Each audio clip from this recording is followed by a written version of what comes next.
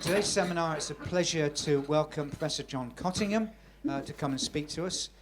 He is Emeritus Professor of Philosophy in Reading University and holds other appointments both at Haythrock College in London, St John's College, Oxford, and in King's College, London.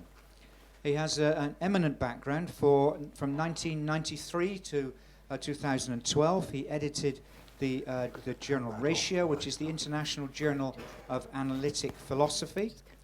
His chief research interests are in the philosophy of religion and moral philosophy, and in early modern philosophy, especially Descartes, which will be the subject of his talk today.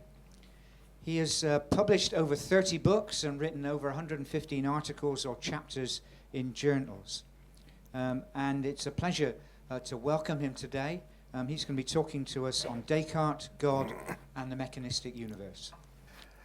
So, the Cartesian image, let me start off by saying something about how Descartes is viewed. I mean, each age tends to reinterpret the ideas of the great canonical philosophers for its own purposes, and certainly the ideas of Descartes are no exception. Perhaps more than any other major thinker, Descartes has become a kind of icon displayed in commentaries in the last, for several hundred years, really, in a confusing variety of guises. In one version of the History of Ideas that's still promoted in some quarters, he figures as the archetypal rationalist philosopher, and by that is meant someone who attempts to spin out a whole deductive system of philosophy purely a priori, purely from the armchair by thought alone. Another image which gripped philosophy in the wake of the so-called linguistic phase in the latter half of the 20th century, Descartes became the advocate of a terrible fallacy, the supposed fallacy of privacy, the idea that you could construct meaning and a system of ideas just from a solipsistic first-person standpoint. And then much more recently, as a result of the naturalistic turn which has gripped philosophy in the last few decades, he's routinely attacked, in fact lambasted, as the author of a suspect mind-body dualism, the view that consciousness is a wholly immaterial phenomenon attributable to an incorporeal soul. Now, all those three images of Descartes I mentioned are questionable in various ways, but that hasn't prevented them determining a set of default assumptions which fix how people use that label Cartesian, from the Latin version of his name, Cartesius. In reality, let's just take very briefly, the rationalist image, the kind of armchair metaphysician, is belied by the great attention Descartes paid to observation and to the formulation of hypotheses to be tested against experience in much of his scientific work.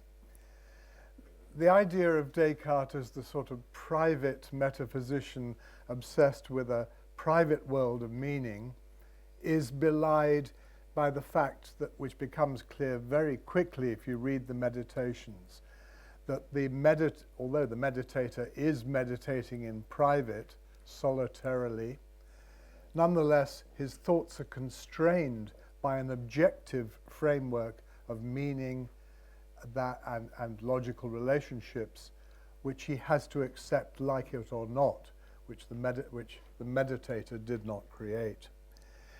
And finally, this dualist label, the mind-body dualist, the immaterial ghost in the machine, as it's come to be known since Gilbert Ryle. Of course, there's some truth in that, but it needs a lot of qualifying when we come to look at the details of how Descartes describes our embodied nature. And in fact, he holds that much of our human experience requires embodiment, is not, as it were, a pure spiritual activity, particularly when he's discussing the emotions, the feelings, and the passions. So there are many distortions, I think, we need to get rid of. Just to mention one additional one, if you go to most introduction to philosophy courses, the focus is all on Descartes, the epistemologist, obsessed with questions about knowledge. How do I know whether I'm awake or dreaming? That sort of tiresome question that gets philosophy a bad name. Now, of course, it's true Descartes does discuss the dreaming argument in the first meditation, and which was written in Latin in 1641, and also in the Discourse on the Method, very briefly, written in French a few years earlier, 1637. But actually, if you didn't warn people to switch off mobiles in their introduction, but actually, if you look at any of his central writings, you'll find the questions about knowledge, though he does discuss them, are pretty quickly submerged, or rather give way to, ontological questions, from epistemology to ontology, questions about knowledge to questions about the nature of reality. And we find something that's pretty rare in today's philosophical agenda, that God is at the very center of that ontological system. His system of, his worldview, if you like, his account of reality puts God right in the center. And that's something rarely found in today's academic agendas.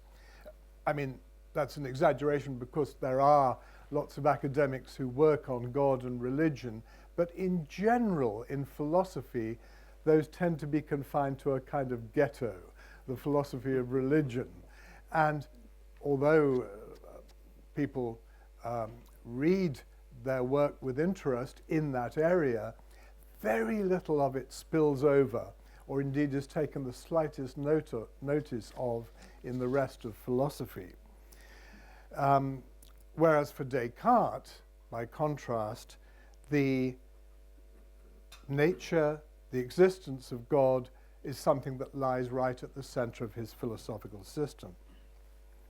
Secularists, and I think there's no doubt that modern philosophy is dominated by a secularist agenda, secularists tend then to sideline the religious elements of Descartes' thought, either ignore them or pass over them with embarrassment in order that they can come to what they take to be the more interesting features. But curiously, these sidelinings from secularists are not the only source of hostility. Among religious thinkers, particularly of a traditional kind, there is equal hostility to Descartes. I'm thinking here particularly of the Catholic Church, of which Descartes was all his life a devout member. There's been a long tendency in Catholic thought to regard Descartes as subversive and unorthodox, subversive of the faith. And to quote Bernard Williams, who had many great talents in philosophy, amongst them was a very interesting book on Descartes, he says, "The image of Descartes as anti-clerical and indeed anti-religious has proven over the centuries to be remarkably resilient, even though it was deeply contrary to his actual disposition." I think he's quite right about that. It was clearly contrary to Descartes' own views. Certainly my own view is that Descartes was a devout believer whose philosophy not only doesn't undermine religious faith, but properly understood, it provides a kind of paradigm of how you can combine scientific inquiry with a deep commitment to theistic metaphysics. That's to say, to a God-centered metaphysical worldview. So why has the Church been so suspicious of Descartes?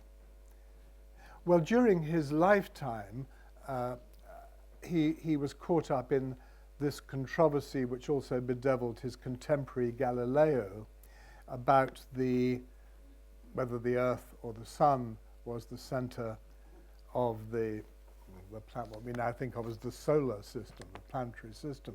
Indeed, when he was a schoolboy, Descartes wrote a poem in honor of Galileo's discovery of the phases of Venus through a telescope, which of course was one of the first pieces of, and indeed the moons of Jupiter, the two first pieces of observation that were to prove the death knell of the old geocentric system. Now, Descartes was very prudent in his writings. He withdrew his treatise on the universe, Le Monde, the universe, the world, when he heard about the condemnation of Galileo in 1633, and when he published his magnum scientific opus, the Principia, the Principles of Philosophy, in Latin, in 1644, he ended the work with a statement of submission to the authority of the Church. But in spite of that, that couldn't entirely save him from suspicion in the very tense and confrontational climate of the 17th century. Now, of course, now I think no clerical thinkers are worried about the heliocentric hypothesis. So why has the hostility continued? Well, I think the main strand is illustrated by something that the last Pope but one, John Paul II, talked about in a work published in the year of his death, where he spoke about the moral disintegration of much of 20th century history and society, and the erosion of traditional family values, for example, he mentioned. And he went on to trace the philosophical roots of this moral collapse to Descartes. The rot started, he argued, with the cogito, Descartes' famous cogito ergo sum, I'm thinking, therefore I exist. I'll just quote something from this essay he wrote in 2005, or was published in 2005. The cogito ergo sum radically changed the way of doing philosophy. Before Descartes, the cogito, thinking, was subordinate to esse, being. So in Thomas Aquinas, God, the fully self-sufficient being, was viewed as the indispensable support for every created thing. The cogito of Descartes carried a rupture with this line of thought. Henceforward, all being was situated, including even the creator, was situated within the ambit of the cogito, of subjective thought. So he saw Descartes as the kind of architect of a radical subjectivity where I and my thoughts, or you and your thoughts, are the center of everything. Now that orientation, I mean, I think it is a rather sinister one. If you want to trace it out, there are some precursors. In the 20th century, Edmund Husserl, who wrote a book called The Cartesian Meditations, note the title, significance of the title, 1931, where he said that by my living I enter no world other than the one that gets its sense and validity from me, myself. Well, that, I think, is the sinister orientation that Pope John Paul II rightly was wary of. And of course, it's true that Descartes does begin his search for truth with this cogito. this bedrock, I cannot doubt that I exist. I am thinking, therefore I exist. And he says this is the first principle of his philosophy. He says in the discourse on the method, seeing that no extravagant suppositions of the skeptic could shake this, I resolved to accept it without scruple as the first principle of the philosophy I was seeking. But it's the first thing he discovers. It's not the first thing in all reality, if I can make that distinction. Indeed, as far as reality goes, he immediately goes on to say that this I am thinking is a kind of tiny flickering candle of certainty that could go out at any minute. He says at one point, were I to cease to think, for all I know, I might cease to exist. So this very fragility of my own conscious existence is used by Descartes as a kind of indicator that I'm dependent. I'm dependent, must be dependent on another. There must be some being, he quickly reasons, who keeps me in existence from moment to moment, because I can't do that myself. So God's conservation or preservation, he goes on to argue, is really only conceptually distinct from his creation. I need the creator, otherwise I would, this is very traditional theology, otherwise I would slip out of existence. In an earlier work called the Reguli, the Rules for the Direction of the Understanding, which he wrote in Latin in the late 1620s, Descartes uses a phrase which is much less well known than cogito ergo sum, I'm thinking therefore I exist, namely sum ergo Deus est. I am, therefore God is. Now, again, in a way, that puts God second to me. So you can see what John Paul II was worried about. But it's only that cogito comes first in the order of discovery.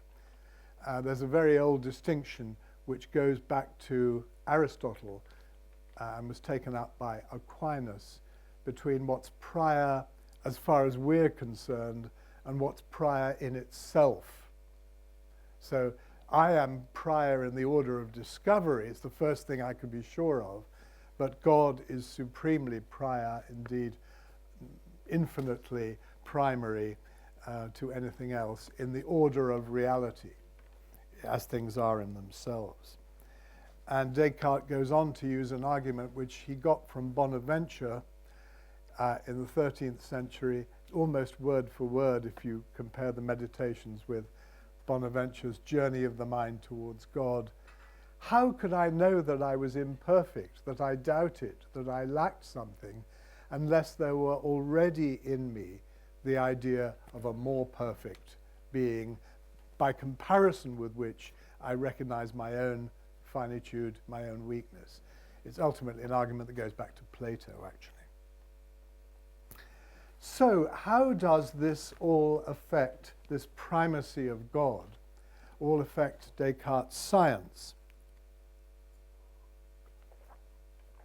And indeed his moral philosophy, because unlike today's climate, for Descartes, moral philosophy and science are part of the same structure. It doesn't make a clear distinction between the discoveries relating to the physical world and what we would now think of as ethics or something like that. Well, in the scientific realm, Descartes is famous, of course, for advocating a new template for investigating the physical world, mechanically and mathematically based template. This is sometimes called Descartes' mechanism. Indeed, the title which I think it was suggested to me that I should talk on is Descartes, God and the Mechanistic Universe. Now, mechanism is actually a rather big, if you look at the way it's used in the commentaries and in History of Ideas, rather ambiguous term. It really involves two distinct elements, I think. One is the mechanical bit, if you like, namely to explain how the world around us, the physical world works. We have to look at microstructures, and the explanation is to be sought in the micromechanisms. Well, Descartes was a sort of corpuscularian, but essentially he thought that there were little cogs and wheels and screws and pipes. It's all quite simplistic in a way. So if you unpacked the organs in the body or the structure of the chair or the table or whatever, you would find little structures that work rather like mills or fountains or screws or levers. Simple. In fact, at one point he says, nature only uses very simple means. La nature ne se sert que de moyens très simples, or fort simples. Miniature cogs, wheels, levers, screws. No harder to understand than the familiar objects we see around us, you know, the ordinary levers that builders use, for example, or wedges. In some ways, that's been a scientifically fruitful approach, although, of course, we now know that the further down you get into the micro level, the stranger the world becomes. When you get down to atoms and subatomic particles, the mechanisms are pretty weird. In fact, to the point where it's not really right to talk about mechanisms at all. Although, curiously, we do still talk about quantum mechanics. I guess that's a kind of hangover, because it's really very unlike macro mechanics. So that's the mechanistic part of Descartes' scientific conception. The other part, I think, has been more successful, and that's the mathematical part, the quantitative part. As you know, a lot of science before Descartes was qualitative,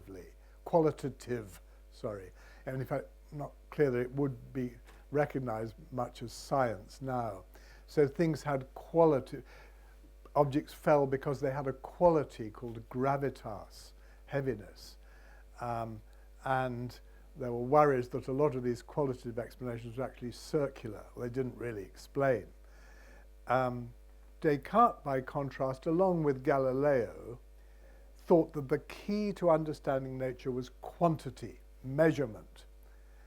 And this mathematicization of physics is, I think, the achievement for which, scientific achievement for which he's rightly remembered, alongside Galileo, who got there a little bit earlier, and in a famous, often quoted passage, Galileo said, "The great book of nature is written in the language of mathematics," and that's how we need to understand it. Now, the key, as Descartes expresses it in his Principia, is that the universe appears to operate in accordance with precise mathematical equations. Equations which enable us, when we plug in values for the variables, to deliver predictions of extraordinary accuracy. Actually, Descartes produced a number of laws of motion which weren't that accurate, or at least they were a bit oversimplified, and he lacked the concept of mass, for example. So he was superseded pretty quickly, well, perhaps not that quickly, but a few decades later by Newton. But nonetheless, I think, although Descartes' formulations may have been, his equations may have been flawed, with the achievements of his successors, Newton, and then down to Einstein and beyond, we've really confirmed the idea that mathematical intuitions, intricately elaborated, fed into hypotheses that can be tested against observation, do indeed appear to be capable of mirroring the workings of nature. And that's a remarkable fact, I think. And Descartes' take on all of this is that our human minds, though finite, though limited, and obviously capable of making mistakes, are capable of reflecting the mathematical and logical structures which were ultimately laid down by the Creator to govern the workings of nature. So our mind is a kind of tiny, finite mirror of an infinite mathematical and logical mind.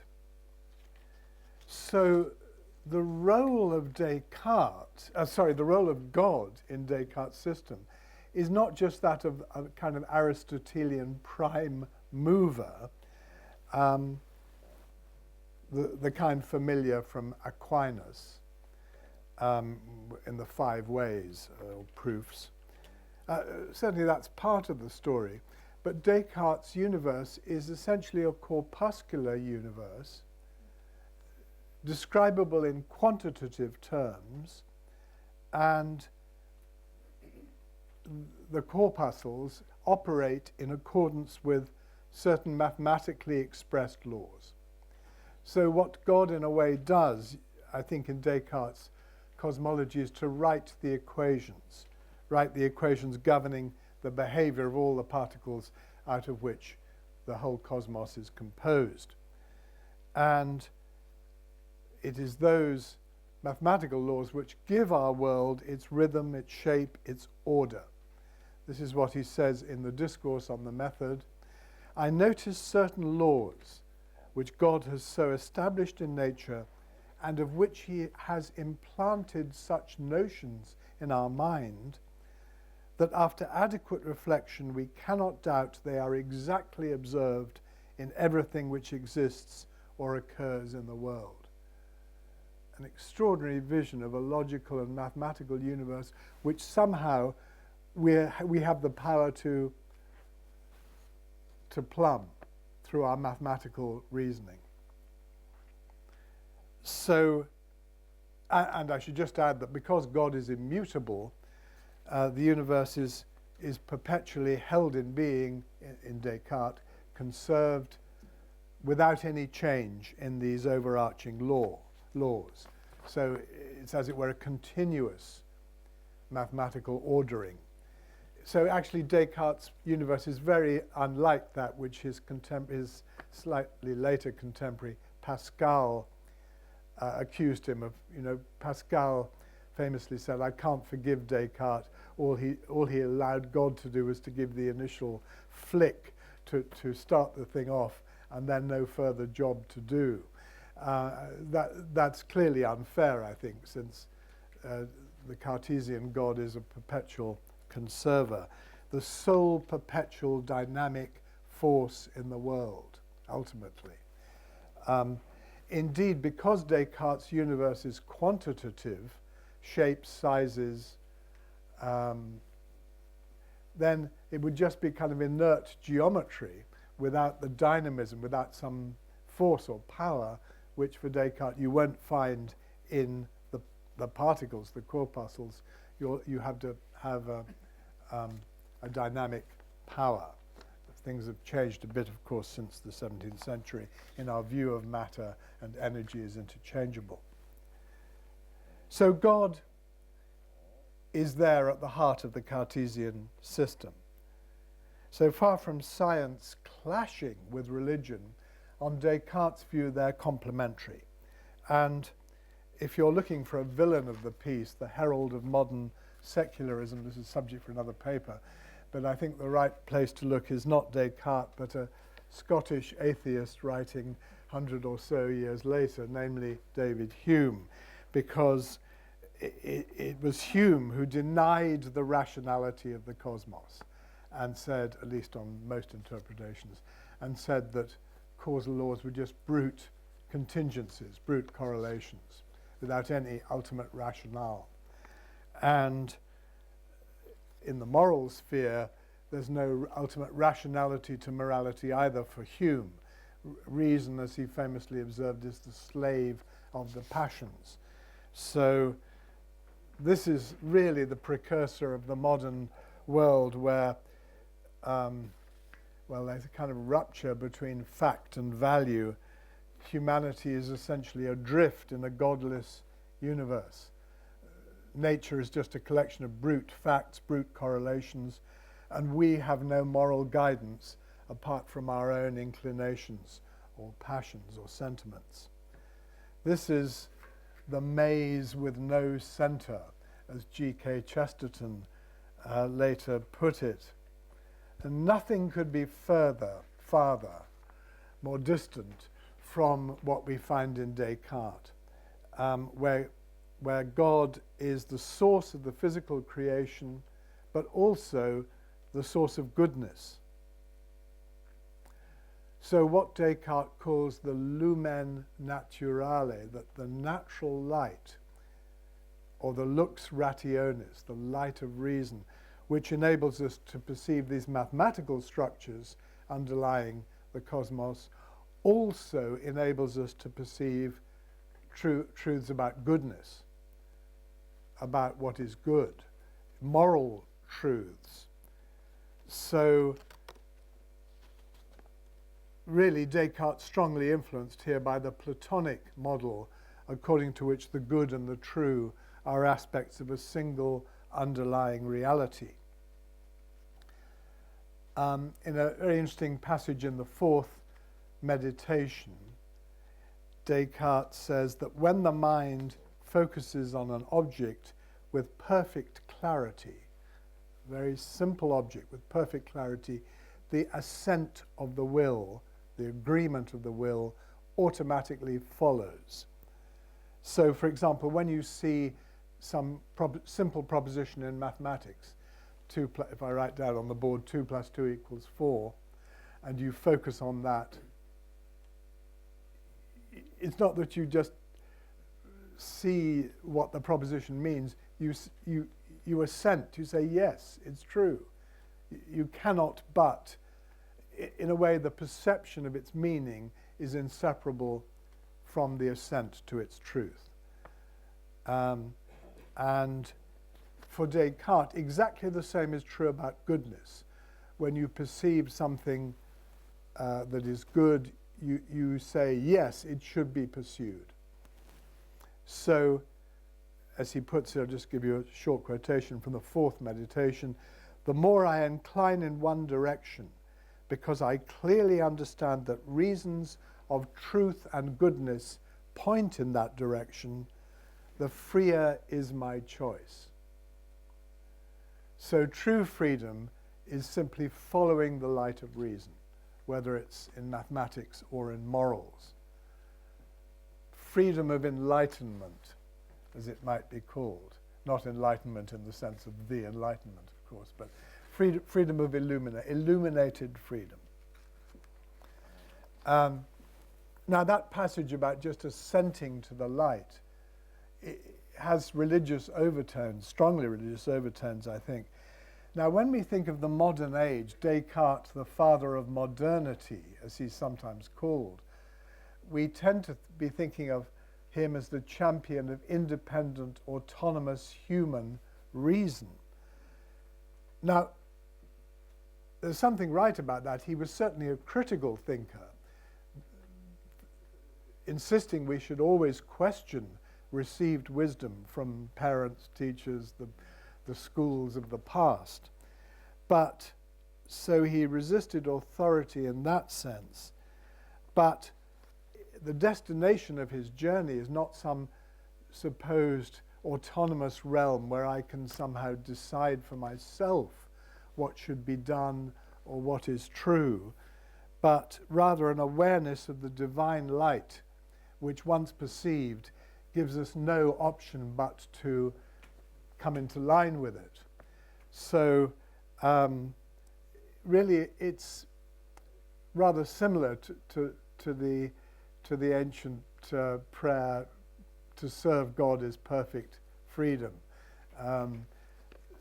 It's the thought that really true enlightenment consists in submission to the irresistible truths which our mind has got the power to grasp.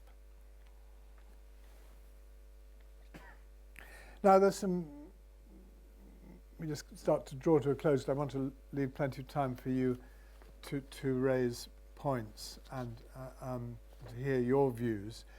But there are obvious problems. This view as I presented it may sound rather wonderful and harmonious and splendid, but of course there are obvious problems, the ordinary facts of human error and weakness and failure, where if we're illuminated by the divine light of reason, we seem to do a pretty poor job of following that out, either in our science or in our morals.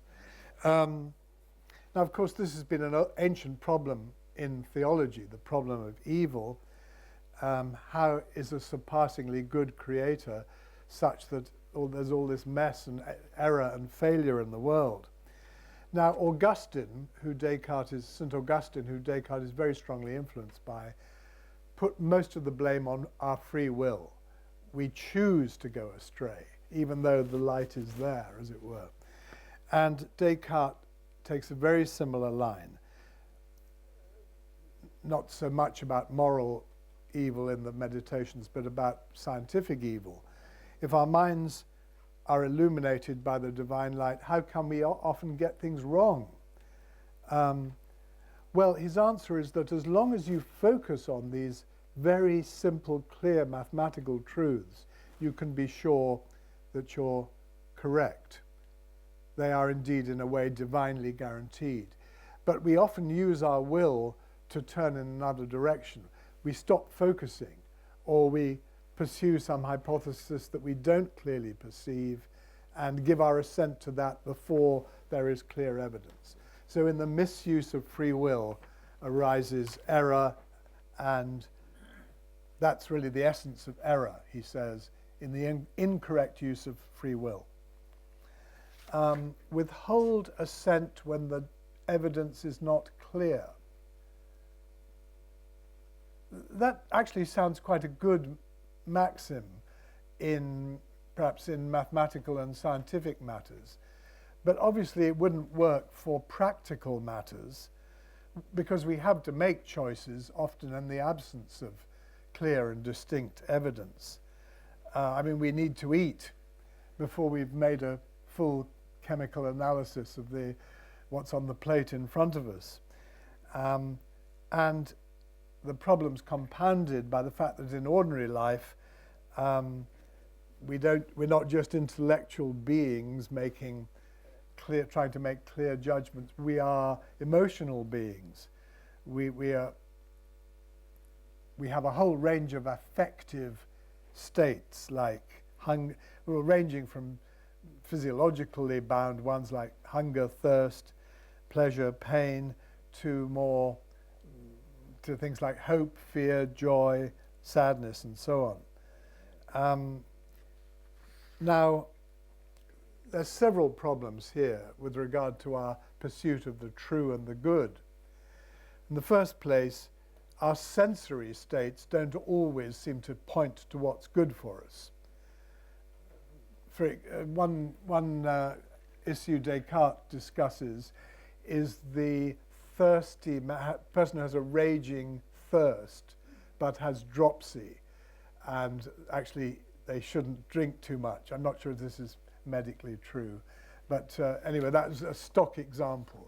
The dropsical man has a raging thirst, but his thirst is misleading him. And Descartes has quite an ingenious answer to that. He says, well, our bodies are constructed so that, generally speaking, a certain state of the body and the throat gives rise to thirst. And since the body is a mechanical instrument, it will always work in this way, even though there may be occasions when when drinking would not be good for the body. But the mechanisms themselves are nonetheless beneficial. Quote, the best system that could be devised is that a given state of the nervous system and the brain, all sounds quite modern, and indeed is, should produce the one sensation which is most especially conducive to the preservation of the healthy human being. Descartes has the benevolent creator there who designed the body, but actually modern Darwinists say similar sort of thing in a way, that any being for whom these sensations, any being that wasn't thirsty when it needed water would not be around for long. So natural selection, in a way, plays this guiding role by accident that Descartes attributes to God. So the picture in Descartes is of divinely crafted mind-body correlations that generally work out well for our survival and welfare as human beings. What about the passions? Often they can lead us astray because as Descartes puts it, they can make something appear much better than it is. Under the influence of lust or gourmandism for food, you can take something which actually is, in the long run, not good for your health. It goes right back to Eve taking the apple in the Genesis story because it was, I can't remember, fine to the eye and good to the taste, something. So the passions, the appetites, led her astray. Well, Descartes' answer to that is that we can always, if we exercise our will, focus just on the good and the true. Now, of course, though the passions may pull us in the other direction, we do have the power to retrain them. So he makes the point that even in the case of an animal which lacks reason, you can retrain it by a careful training process so it will do what you want it to do. A dog, for example, will run away at the sound of gunfire, but if you've got a setter and you train it properly, it will freeze at the sound of the various dogs which do various things which are contrary to their mechanical responses. So if we can do that with animals, he thinks, how much more can we do it with human beings? So the thought is that we do, despite the passions which are generally beneficial, they're generally conducive to our health and survival, on the occasions when they lead us astray, they can be retrained.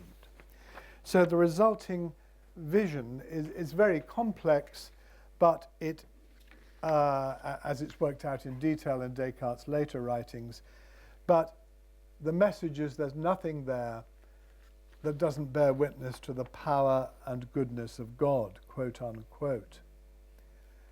Well, I'll leave you with the question, what should we think of Descartes today? Do we admire his system, as I think many philosophers do in a way, but go on to say, but of course God has to be bracketed off, because that's just an unfortunate hangover from his medieval forebears. Well, I don't think that can be done. If you bracket off God, if you delete God, the whole coherence of the system unravels.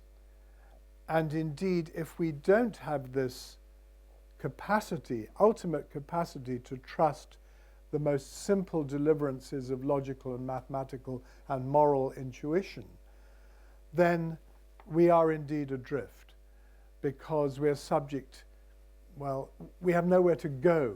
We're subject just to purely utilitarian constraints where we happen to, what we happen to think would maximize some goal. It's only really if our mind is an instrument of transcendence, as Thomas Nagel recently put it, who's an atheist, incidentally, but he does say that this extraordinary fact, our human mind is an instrument of transcendence, able to grasp objective mathematical and logical truth and able to grasp objective value. If it isn't that, if it's just the byproduct of a random process of natural selection or survival, mutation and struggle for survival, then we've no ultimate reason to think it will deliver these fundamental truths we need to guide us. And so, whatever you make of that, I hope I've given some reason to think that although Descartes is in many ways quite a modern thinker, he certainly isn't a proto-secularist. And also I think we can say that he's given us quite an inspiring vision of what a philosophical system grounded in religious belief can aspire to articulate.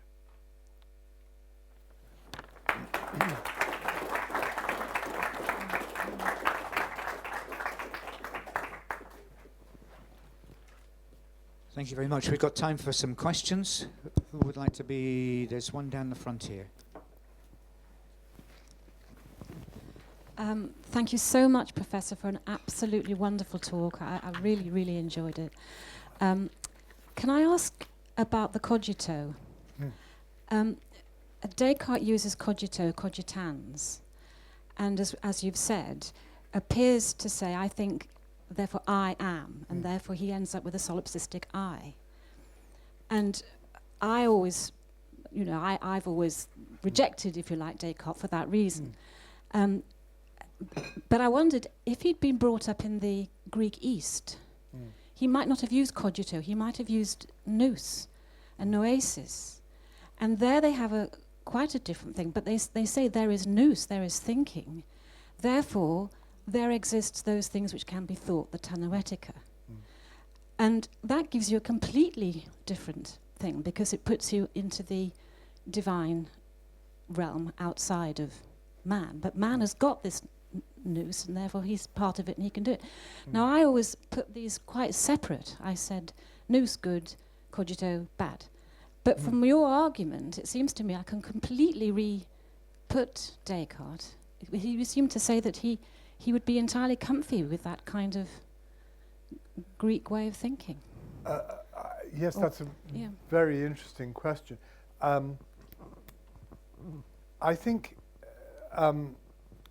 his thought is constrained, even in the extreme doubts of the first meditation, by certain thought relations, if you like, that are objective, that are, if you like, tanoetic, that they're noetic structures which he can't escape from, which his thinking has to conform to whether he likes it or not. Discussing a triangle, for example, in the fifth meditation, he says, it's not that I make it true, although I'm thinking of the triangle, it's not that I make it true that its angles equal 180. This is true whether I like it or not. So as soon as I think of a triangle, I'm constrained by those objective characteristics. As far as the actual logic of the cogito, yes. I mean, where does this I come from? And Leibniz said, I think it was Leibniz who said he should have said cogitator ergo est. There's thinking going on, therefore something's going on. He's not in a position... but in fairness to Descartes, he does go on to say, I don't really know what this I is. It's a thinking thing, which is some kind of substance, he thinks, because attributes have to belong to a substance.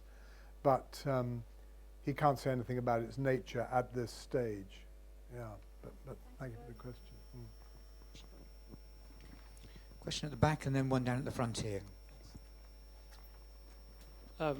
Wanted to ask what you might think of I think a different kind of critique of Descartes that started emerging in the 19th century with Charles Peirce, as far as I know, and Kierkegaard to some extent. And it's methodological. Basically, the complaint that he, the shape of the meditations and the discourse sort of throw out as an opening move 13 centuries of tradition of thought about God, and then allow him to pick pieces that he wants and reassemble something that's useful.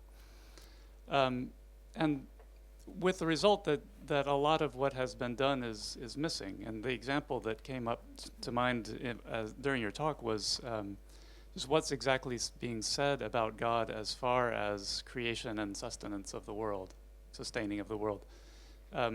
Because it seems to me that if one does say, yeah, theologian's creation, God sustains the world, that's necessary, that's a good start. But if you also say, as I think I heard you say that he says, that what God is doing is always perfectly regular and in principle predictable, you know, it seems to me there's not much of a step from that to Laplace's decision that, well, what do we need God for? Why not just say the world is governed by regular laws? Whereas, as far as I understand it, you know, in for example, medieval philosophy, there is this sustaining of the world, but it contains within it the possibility that God may change things in small ways, in actions that we, you know, don't perceive, or so on, in the course of sustaining. Yeah. Okay, thank you very much. There are quite a few elements there. The idea of starting completely from scratch, which is kind of his official program, is perhaps dubious. And in fact, he doesn't really stick to it, because what we have in the third meditation is an encounter of the finite mind with the infinite. This is the way Emmanuel Levinas phrases it, and more recently than the people you quoted. So, and in knowing his own finitude and imperfection, he argues he's implicitly aware of something infinitely greater. And then he starts to wheel in all the traditional attributes. By an infinite God, I understand that it's omnipotent, omniscient, the creator. So he is, in fact, plugging into that tradition. Although it might be argued that once you start to reflect on the supremely perfect being, though you can roll out those various attributes.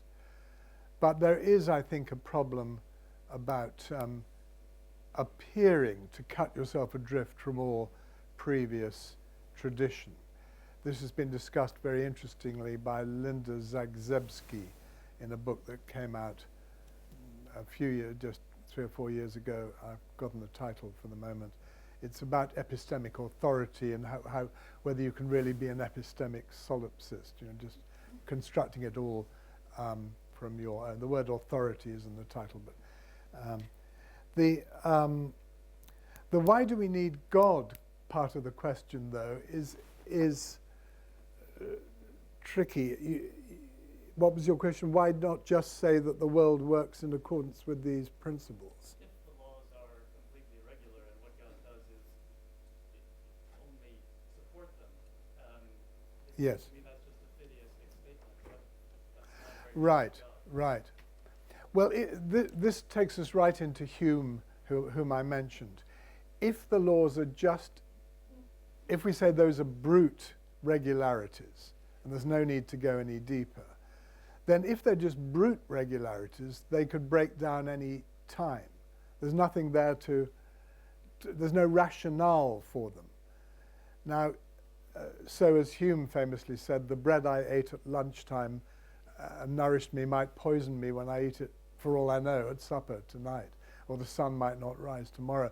We're in a kind of crazy universe where there's no rationale for anything. No ultimate rationale, they're just brute correlations. Now, maybe you can live with that.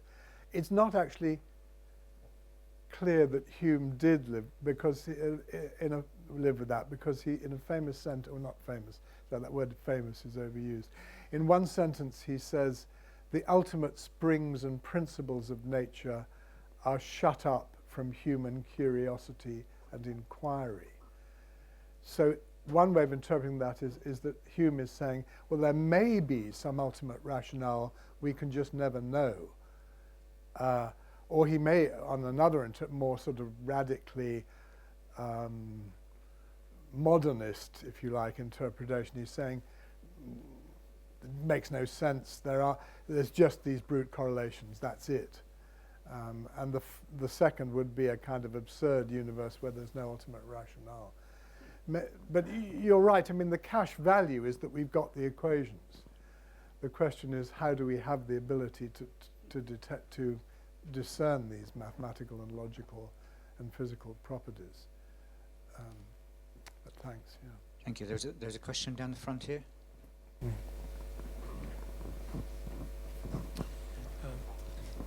Thank you for your talk. I have a question about, well, it really has two elements to it, one of which is exegesis of how Descartes approaches it, and the other is a thought about why some people might see him as leading in the direction of naturalism. And that is, if you have a mechanistic universe of bodies, and then you want to explain how our minds influence that, and how God might influence that, other than by the very regularities which always take place because this is the way that bodies behave, is it a difficulty about how you put agency into this sort of mechanistic universe? Is there a parallel there? I mean, I know that Descartes had elaborate theories about pineal glands and so on for the human case, but what were his commitments in terms of God acting other than by regularities? And do you think this is one of the sources of unease some people would have had with Descartes? Yeah. Thank you very much. Yes, in a way that takes us into Descartes' successors, notably Nicolas Malebranche, his disciple. Descartes doesn't really confront this issue, I think, but the question in a way I think is not so much about the agency, although that is in a way in the background, as about the necessity. Why must aqua regia dissolve gold? Why is it that if I drop this it must fall? Where's the mustness there? And of course Hume's answer was there's no, it just does. So it's just a brute correlation. It has to, or rather it has done in the past, but next time there's nothing says it's got to. So the mustness for Hume is just in the realm of closed systems of logic. It doesn't occur in the world. There's no de re physical or metaphysical necessity. What Malebranche said is that it has to be God's aid, picking up your agency, has to be God's agency because only an omnipotent being could be such that what he wills must happen. So in a way, in Malebranche's cosmology, God has an awful lot of work to do. He's making this pen fall when on the occasion of my dropping it. Hence, it's sometimes called occasionalism. So it might not, but for God's necessitating perpetual agency. Leibniz, another sort of influenced by Descartes, takes a slightly different line and says that it's a pre-established harmony. So God, as it were, from eternity selects out those substances which are harmoniously determined to sync together, so that when the brick hits the window, the glass is harmoniously predisposed to break. So these sound very Baroque systems, but in a way they're attempts to wrestle with, I think, an issue we still haven't really sorted out properly. I don't think philosophers have, and I'm pretty sure physicists. Namely, what is this must? Newton said, the cause of gravity I do not pretend to know, by which he meant, I think, that he had beautiful mathematical equations which are spectacularly confirmed, subject to modern modification, but that he didn't really know where the must came from. So I think it's a relative, maybe we're up against the limitations of the human mind here, I just don't know, but it's a fascinating issue. Thank you. I think our time is up, although I can see there are other questions that people could put. You've enlightened us, entertained us, informed us this afternoon. Thank you very much. And can you join me in thanking Professor Cottingham?